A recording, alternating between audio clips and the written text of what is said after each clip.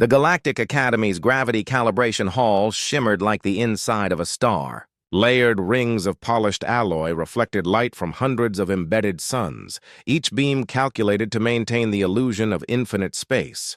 Rows of alien cadets lined the observation balconies, their chatter filling the dome with the sound of smug certainty. They were here to witness entertainment, not education.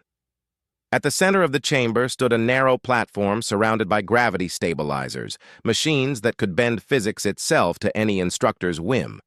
Commander Tarek Vorn's deep, resonant voice carried through the speakers. "Today's candidate," he announced, "represents a Deathworld species. Humanity." The Council authorized her participation under Clause 47, Observation of Emergent Primate Potential. The phrase drew snickers from every corner.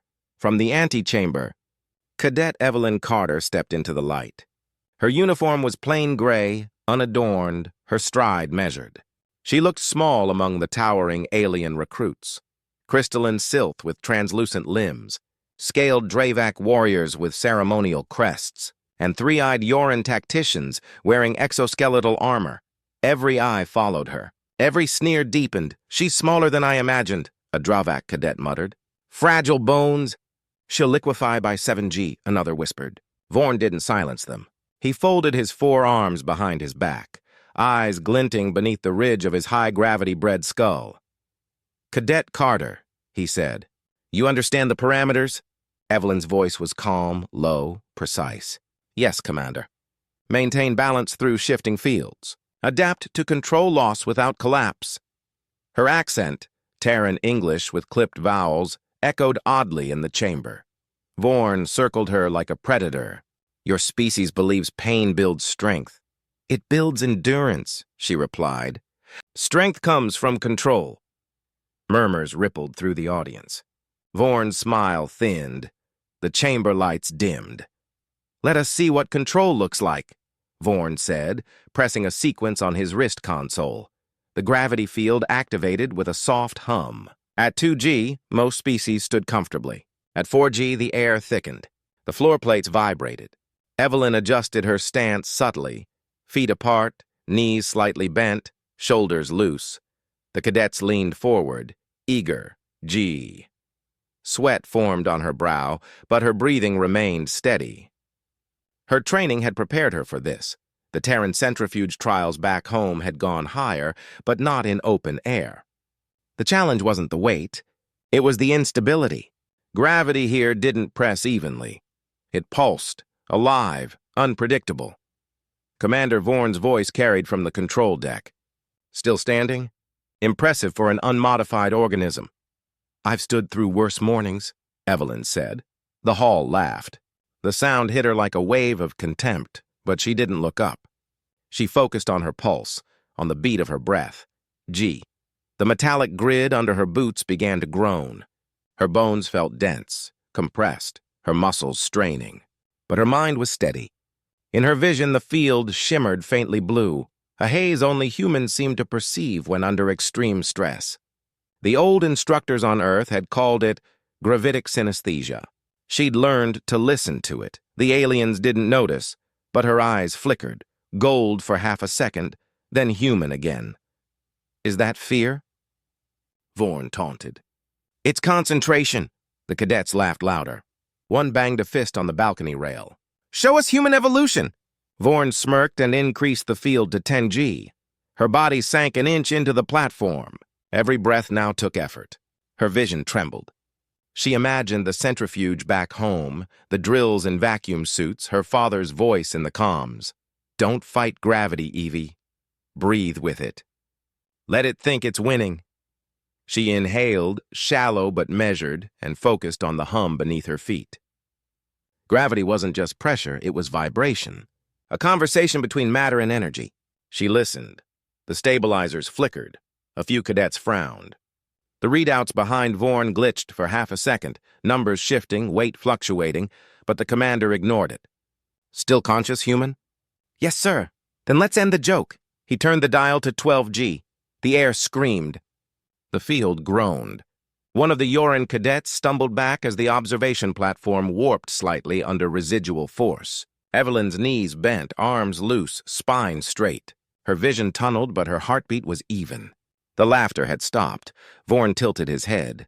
Something about her silence unsettled him. Most beings cried, cursed, or begged at this stage. She did none of it. You can yield, he said. I haven't started yet, the words echoed. For a moment, the room forgot to breathe. Then, impossibly, the tremor in the floor shifted tone. Instruments beeped. The stabilizers compensated, but the field wasn't just increasing. It was fluctuating around her, as if drawn toward her center of mass. "Commander," a technician stammered. "The readings. There's a resonance effect. Hold it steady." "I'm trying." "Sir, but she's generating micro-reversals," the cadets murmured. Evelyn felt it. The same vibration she'd trained with back on Earth. The rhythm of adaptation. It wasn't defiance. It was synchronization. She wasn't resisting gravity. She was learning its tempo. Vorn's expression hardened. "Enough." He hit the emergency override and froze the console at 12.5 G. Evelyn took one last controlled breath, opened her eyes and straightened her back. The metal under her boots cracked.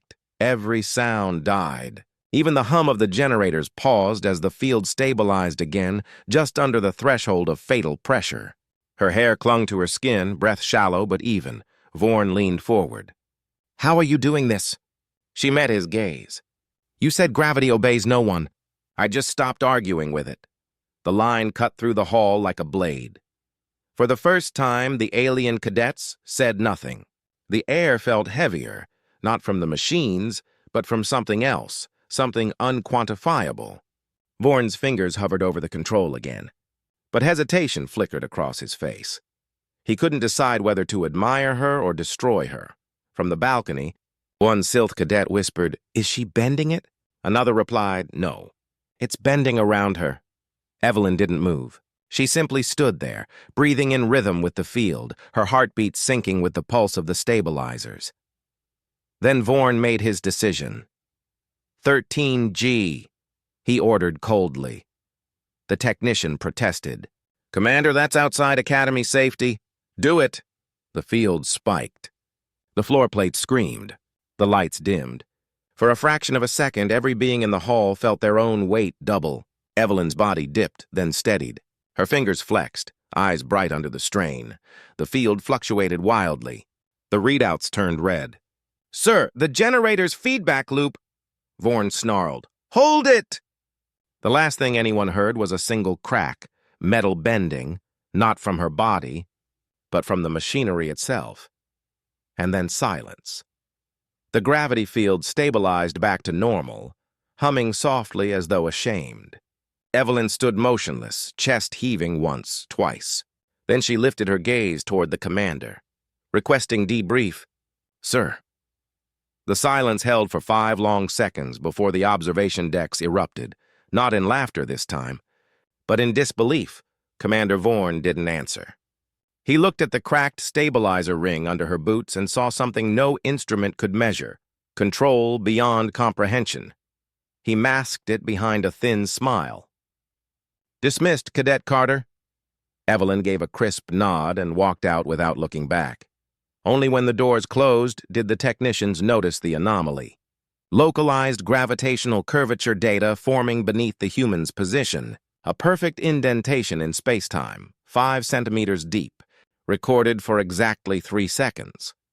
Gravity had listened. And somewhere deep in his chest, Commander Vorn felt the first hint of fear. End of Chapter 1. The Laughing Room. The next morning, the Academy dome above Aurelian Prime glowed white under the twin suns. The corridors buzzed with rumor. By now, every cadet on the campus had heard about the human who stood through 13 gravities and walked away. Some claimed it was trickery. Others whispered she'd somehow manipulated the field. No one spoke to Evelyn Carter. They watched her instead, curious, uneasy. She moved through the halls in silence, uniform immaculate, expression unreadable.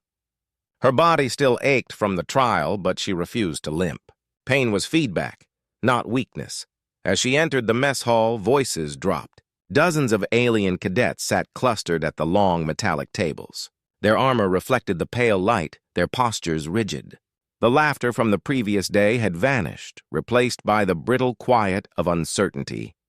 Commander Vorn sat alone at the head table, arms crossed, expression carved from stone. His dark skin shimmered faintly under the bioluminescent lights of the hall. When Evelyn passed, his gaze followed her, not hostile but measuring.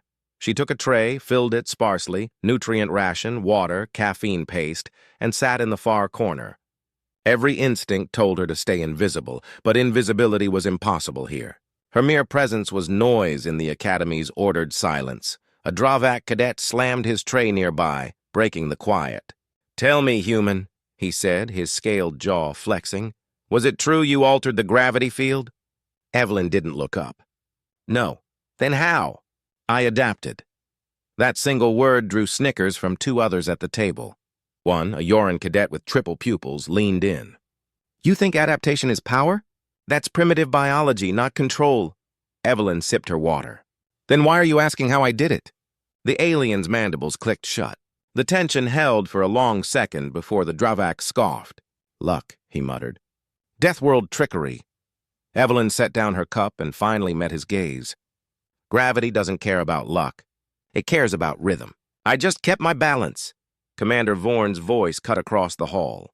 "Cadet Carter!" The entire mess hall froze. Evelyn stood. Vorn gestured for her to approach. "You will report to the calibration hall again at 1300. The council has requested a second evaluation." "Sir?" "This time," Vorn said, "you'll be observed by compact delegates.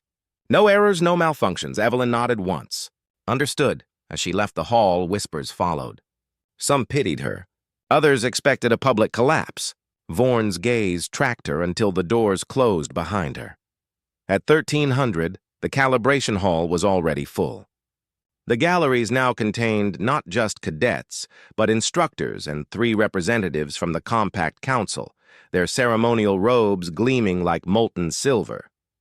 Hollow cameras hovered around the dome, broadcasting every angle for official record. Commander Vorn stood by the control deck.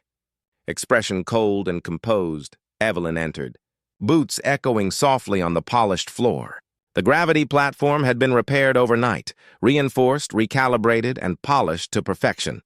"Cadet Carter," Vorn said, "yesterday's event produced anomalous data. Today, we verify your performance under monitored conditions." "Yes, sir." "You will maintain stability at increasing gravitic increments until failure." "Do you consent?"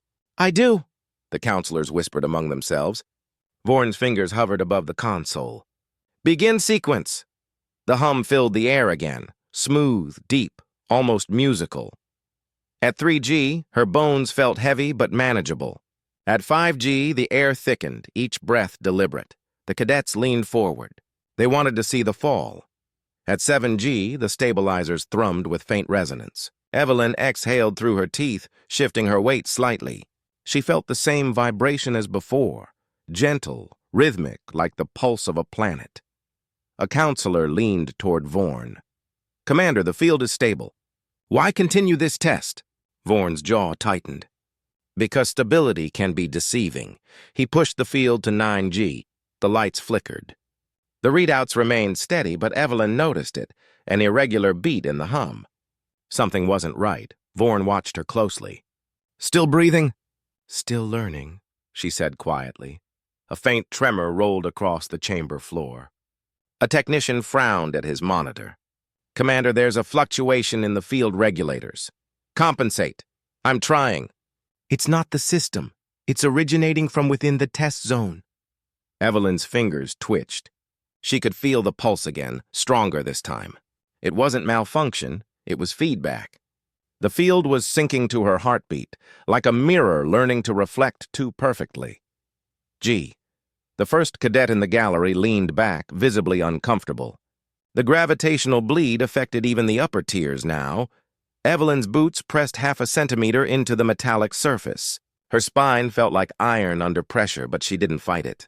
She closed her eyes briefly, visualizing the resonance pattern, every oscillation of the stabilizers matching her breath.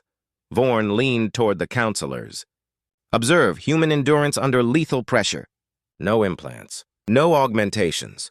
Yet her nervous system resists collapse. Curious, isn't it? The lead counselor, a tall Keithian with skin like glass, said, "Curious or dangerous?" Before Vorn could answer, the technician shouted, "Commander! The field's integrity is spiking." Vorn's eyes flicked to the readings, 11G and rising on its own. "Cut power!" "I can't. It's feeding back into the matrix." The hum deepened into a low roar. Evelyn's hair lifted slightly, gravity vectors twisting around her. She could feel it, the resonance amplifying through her body. For a moment, fear touched her edges. Then she steadied herself and whispered, "Easy now." Her voice carried strangely, vibrating through the chamber like a tuning fork. Vorn slammed the console. "End the test!" But the field didn't end. The stabilizers bent inward, light distorting as gravity began to fold irregularly, bending the visible air. Objects on the technician's desk began to slide toward the platform. A pen floated, spinning lazily in midair before snapping down again. "Shut it down!" Vorn roared. The emergency dampers triggered, releasing a blinding pulse of blue light. When the glare cleared, Evelyn was still standing, knees bent slightly, arms loose, eyes unfocused but calm. The weight pressed from all directions now. 13G. Then 14. And yet she was upright. "Cadet Carter!" Vorn shouted. "Can you hear me?" Her voice came faint, controlled. "I hear the rhythm, sir." "What rhythm?" "The pattern in the force. It's not fighting me anymore." The field trembled, then stabilized. The lights steadied. The hum softened. The technician whispered, "She's dampening it." Vorn turned sharply. "What?" "She's absorbing the fluctuations, redirecting the resonance back through herself. The human's nervous system is synchronizing with the gravity modulation frequency." Evelyn's hands relaxed at her sides. Slowly, the numbers on the console dropped. 13, 12, 11, stabilizing perfectly at 10G. Every cadet in the hall was silent. The sound of her breath carried across the dome. Finally, Vorn spoke. "How did you do that?" Evelyn opened her eyes. "You taught us to adapt to control loss. I just listened longer than you expected." For a heartbeat, nobody moved. The lights glowed steady, the field perfectly balanced. Vorn looked at the counselors. "This isn't endurance, this is interaction." The lead counselor stood, cloak rippling. "Commander Vorn, the demonstration is concluded. Further exposure may damage the facility. And the session." Vorn hesitated, then hit the kill switch. The gravity dropped to normal. Evelyn's knees wobbled once before she steadied herself. The silence stretched long enough to make the entire dome hum with it. She saluted. "Awaiting orders, sir." Vorn said nothing. He looked at her as if seeing something he'd never studied before. Then he simply nodded. "Dismissed, cadet." She turned and walked out through the metallic doors. Spine straight, every step echoing softly against the hall's curved walls. Only after she was gone did the technician whisper, "Commander, the gravitational imprint remains." She stabilized the field from within. Vorn didn't answer. His gaze lingered on the platform, where the floor had warped. Barely visible but unmistakable. A faint indentation shaped like a footprint pressed into alloy. "Impossible," he murmured, but his voice trembled. The storm hit the academy at midnight. Not a natural one. Aurelian's weather was tightly regulated, but a magnetic disturbance that made the sky burn white and the towers hum with electricity. The next morning, everything felt heavier. The corridors pressed down. Even the air carried weight. Commander Tarek Vorn stood in the control spire overlooking the gravity hall. His reflection stared back from the glass wall, eyes sunken, mind racing. He hadn't slept. The human's performance gnawed at him. Every recording, every sensor trace, impossible. She hadn't resisted the field. She had synchronized with it. The machines hadn't failed. They had obeyed her. He replayed the data again. The gravitational waveform at 14G pulsed in perfect harmony with the human's heart rate. Not once in Academy history had a living organism done that. It wasn't adaptation, it was communion. Vorn's calm crackled. "Commander," said the technician from the lower deck.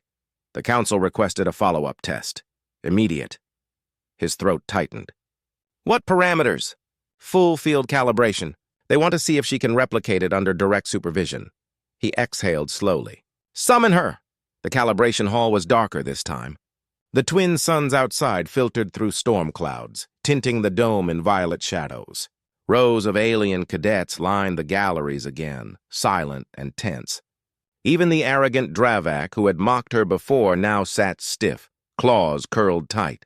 Evelyn Carter entered without hesitation. Her boots echoed once, twice, as she stepped into the chamber center. She wore no helmet, no external dampeners.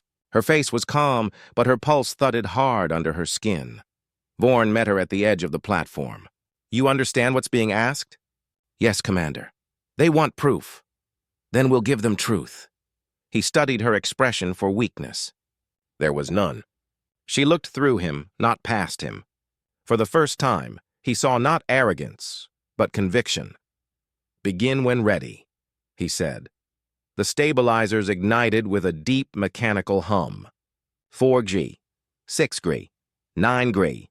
Her posture didn't waver. The lights flickered as the energy spiked. By 10G, the air shimmered with distortion. But this time, something new stirred in the field. A resonance far beyond control. The technician's voice echoed over the comm. Commander, the waveform is oscillating. We're detecting harmonics, thousands of micro-reversals per second. Vorn frowned. Compensate. I can't! It's forming a standing pattern around her. The temperature dropped. Frost began to form on the metallic railings as the energy bled outward. Evelyn closed her eyes. The hum deepened into something alive, like a heartbeat under the floor. Cadet Carter, Vorn called. Maintain focus. Her voice was steady. I am. The field rose to 13G, then 14. The floor trembled. Bolts popped from the support rings. A low groan filled the dome, a sound no one had ever heard, a deep vibration that seemed to come from the planet itself. Gravity was no longer being applied. It was reacting. Her knees bent for an instant. Then, as if catching an unseen rhythm, she rose. Her boots left the floor, barely a millimeter, but enough to send shock through the watching crowd. Vorn shouted, Cut power! The technician cried out, It's not the generators, it's her! The hall's instruments went red. Warning symbols flickered across the consoles. The field spiked past 15G before stabilizing in a pulsing wave. Objects near the control deck began to float, drawn toward the center. A pen, a datapad, a small spanner. They hovered mid-air, orbiting slowly around Evelyn. She stood with eyes open now, calm, unblinking. It's listening, she whispered. Vorn clenched his jaw. What is? Gravity. The word wasn't defiance. It was revelation. The entire chamber vibrated. The sound deepened, no longer a hum, but a voice of metal and force. The cadets covered their ears. The counselors clutched the railings. Even Vorn staggered under the distortion, and in the heart of it, Evelyn remained still. She raised her hand slightly. The floating objects froze mid-air. The gravitational pull folded inward, then outward, like the pulse of a massive heart. For an instant, the dome went silent, utter silence, as though every molecule of sound had been stripped away. Then a thunderous crack split the air. The gravity field knelt. Every object, every being, was pulled an inch closer to the ground. The readings showed negative fluctuations, localized inverse gravitation forming beneath the human's feet. Vorn's voice broke through the static.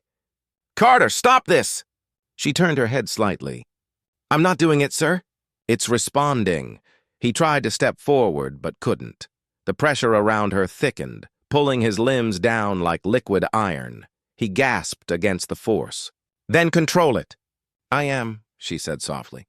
By not fighting it, the light around her turned white. A column of distorted air shimmered from floor to ceiling. Inside it, her hair floated like strands of silver underwater. Her boots touched down again, but gently, as if the world itself had cushioned her landing. The field dropped suddenly to zero. Every object crashed back to the floor. The hum stopped. The silence that followed was worse than the noise. No one spoke. No one breathed loudly enough to disturb it. Evelyn exhaled slowly and looked up at the observation gallery.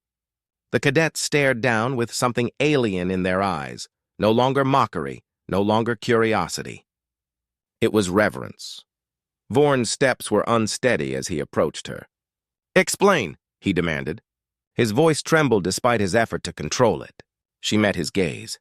"You said gravity obeys no one. Maybe it doesn't, but it recognizes balance. And balance listens back." He stared at her. Words caught in his throat. The technician whispered from behind him, "Commander, sensors show field stabilization within a 10-meter radius. She's created a microsingularity, stable, contained, harmless." "Harmless?" Vorn repeated. His tone hollow, he turned to the cadets. Their faces reflected raw awe. No one moved until he barked, "Dismissed!" The command shattered the spell, and they scrambled from their seats, whispering in disbelief as they left. When the hall finally emptied, he faced Evelyn again. "You've destabilized half our systems." "And stabilized something else," she replied quietly. "What do you think this is? Some human miracle?" She shook her head. "It's physics, Commander. We just learned to listen where others shouted." He stared at the cracked floor beneath her boots, the indentation deeper now, the metal bent as if kneeling in submission. The data recorder still blinked red. She saluted. "Permission to stand down, sir?" His jaw tightened. "Granted." As she turned to leave, he said, "Carter." She paused at the threshold. "You've made them afraid," he said. Her answer was soft. "Fear's just respect, waiting to evolve." Then she stepped through the doors, leaving Vorn standing in the shattered stillness of the hall. The technician approached hesitantly. "Sir, what do we tell the council?" Vorn's eyes remained fixed on the cracked metal. "Tell them the Deathworlder survived." He looked up at the ceiling, where faint gravitational ripples still shimmered in the air, like echoes of a bowing gesture. "And tell them," he added quietly, "that gravity just met its match." Outside, lightning flashed across Aurelian's twin suns. The towers hummed again, not with storm energy this time, but with something new pulsing through the world's veins. Every instrument in the academy recorded a faint anomaly lasting less than 3 seconds, a localized gravitational inversion, centered exactly where one human had stood. The official report would call it a containment disturbance. But those who had been in the hall knew the truth. For a moment, the universe itself had bent its knee. End of Chapter 3. When gravity screamed. The academy had never been this quiet. Even the wind turbines beyond the dome seemed to hold their breath. The previous night's event had burned itself into memory. Hundreds had witnessed it, but no one could describe what they saw. They only agreed on one thing. Gravity bowed. Now, under the pale light of Aurelian's dawn, the halls whispered her name like a code they didn't dare speak aloud. The Deathworld girl, Evelyn Carter, walked through the corridor leading to the council wing, flanked by 2 security drones. Her boots clicked rhythmically on the polished alloy. Every cadet she passed stiffened. Some saluted. Others lowered their gaze. Respect born of fear was a strange weight, one she hadn't asked for. Inside, her heartbeat was steady. Outwardly calm, inwardly calculating. She had reviewed the data 3 times. What happened yesterday wasn't coincidence. The gravitational wave had followed her pulse, then reversed polarity. That meant it responded to something biological, something no simulation could replicate. At the end of the hall stood the council chamber. Its doors opened with a hiss. Inside sat 5 counselors, representatives of the major member species, and Commander Vorn standing rigid beside them. His expression was unreadable, carved into military neutrality. "Cadet Carter," said the lead counselor, a towering Kethian with transparent skin that refracted light like crystal. "You are aware this session is classified under Article 75 Phenomena Assessment?" "Yes, Counselor." "Then explain," the Kethian said, voice soft but edged. "Explain what you did." Evelyn stood in the circular center, surrounded by the galaxy's finest minds. Her voice came steady. "I didn't do it. The field responded when I stopped resisting. It's not domination, it's synchronization." A murmur rippled through the chamber. One counselor leaned forward. "You claim gravity. Listened?" "Yes." "Impossible." "Until yesterday," Evelyn said. Commander Vorn's eyes flicked toward her, sharp. The counselor continued. Our engineers reviewed the data. You altered field stability without external input. That level of control implies manipulation beyond your technology or physiology. It implies understanding, Evelyn replied. Your species builds machines to overpower nature. We learned to move with it, Vorn finally spoke. That may be true, Cadet, but you jeopardized an entire facility. The calibration dome is half-fused. If you were another species, this hearing would end in expulsion. Evelyn met his stare. Then it's good I'm human. We don't quit mid-lesson. For a brief instant, something almost like pride flickered in his eyes before he masked it. The Kethian turned to the others. There is debate within this council. Some argue this human is a threat. Others believe she represents an evolutionary asset. Evelyn said nothing. The silence stretched. Finally, another voice spoke, a soft, aged tone from the council's corner. Human, said the elder Vereen, her translucent gills flickering with faint light. Why did you not use this power to defend yourself when mocked, when humiliated? Evelyn hesitated, then answered, Because power used for ego is weakness. I didn't need them to kneel. I just needed to stand. The words settled heavy in the air. The elder nodded slowly, as if recognizing something long forgotten. Vorn stepped forward. Counselors, permission to speak freely? Granted. He looked at Evelyn, then back to the council. I once believed Deathworlders were reckless, driven by survival, not principle. I was wrong. What I saw wasn't rebellion. It was balance. A ripple of disbelief moved through the chamber. The Kethian frowned. Commander, are you suggesting the Compact reevaluate humanity's classification? Vorn's voice was firm. I am. What we call instability may be adaptability. We dismiss what we fear, but fear is a poor measure of truth. The room went silent again. The counselors exchanged glances. Finally, the lead counselor sighed. Cadet Carter, the Compact will suspend your academy trials pending further review. However, your demonstration cannot be ignored. You will remain under observation until a formal decision is reached. Evelyn nodded. Understood, Vorn added quietly. I'll escort her back. The session adjourned. The counselors filed out in silence, leaving only the two of them. Outside the chamber, Vorn and Evelyn walked side by side through the glass corridor overlooking Aurelian's skyline. The storm had cleared. Twin suns reflected across the silver spires, casting long shadows. He finally broke the silence. You realize they'll study you now. Dissect every moment of that trial. I know. You could refuse cooperation. The Compact has no authority over Terran citizens yet. I won't refuse. Understanding is worth the risk. He stopped walking.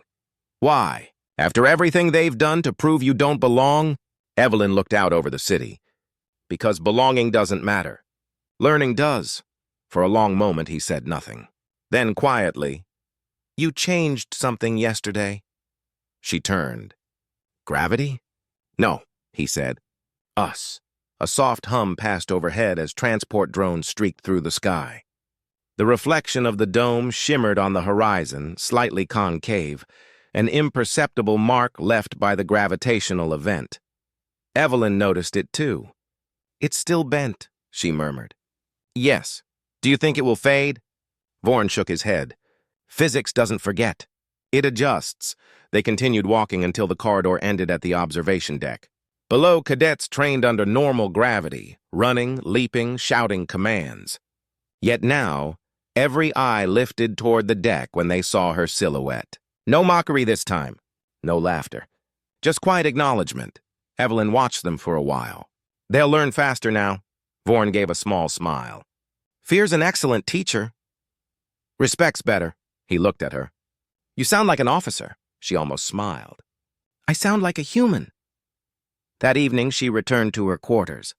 The lights were dim, the air still. Her reflection in the mirror showed faint bruises along her neck and shoulders, remnants of the gravitational strain.